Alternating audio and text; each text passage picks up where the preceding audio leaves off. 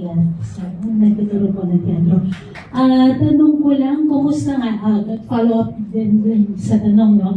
Sa mga aktor na stress na, ayun, yung medyo really emotionally charged. Kumusta yung naging proseso nyo sa paghanap ng character at saka kumusta ang decompression process ninyo?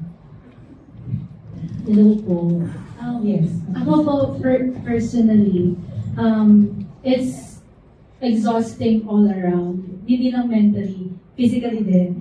And if I really think about putting myself in the shoes of the women or the mothers na lang din, na talagang sinasakripisyo nila lahat para sa pamilya nila.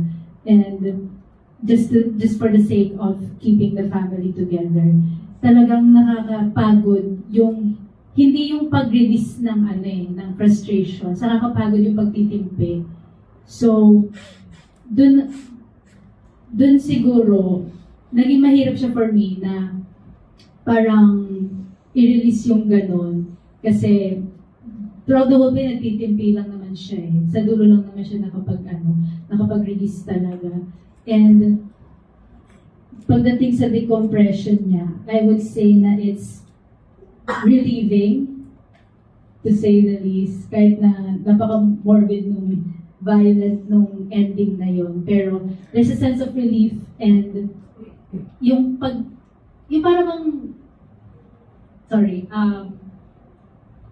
yung parang all these years na burden na binuhat mo na sinarili mo lang, finally na let go mo na. And it didn't matter then kung paano mo siya na-let go.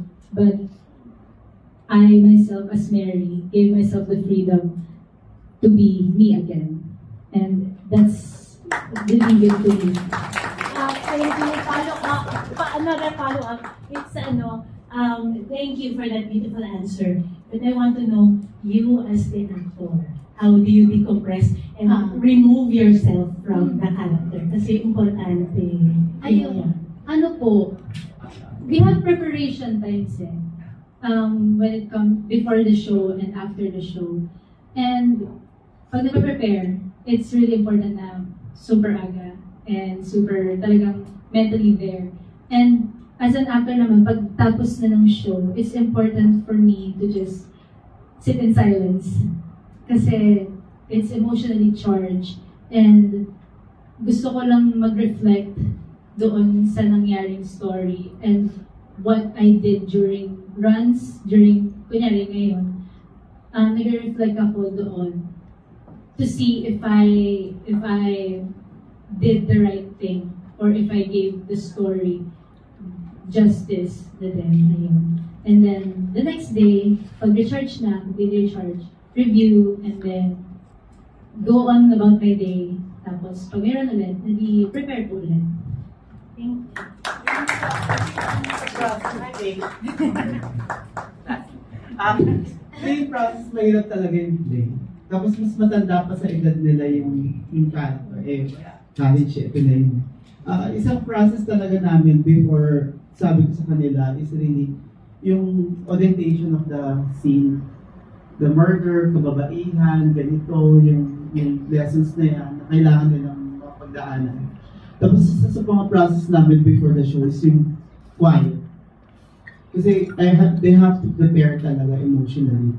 Yung tahimik lang na makinig ka lang sa sarili mo muna. The character, unawain mo siya kahit nakaka-hate yung character, you have to love the character kasi yun eh. So, pagka yung matinding process namin talaga is under studying the three-dimensional character, isa-isa. As in, it took us like, na-mount ko to yung play ng 3 days, blocking. Pero yung 2 months na scene work. Yun yung matindi. As in, 2 months na scene work.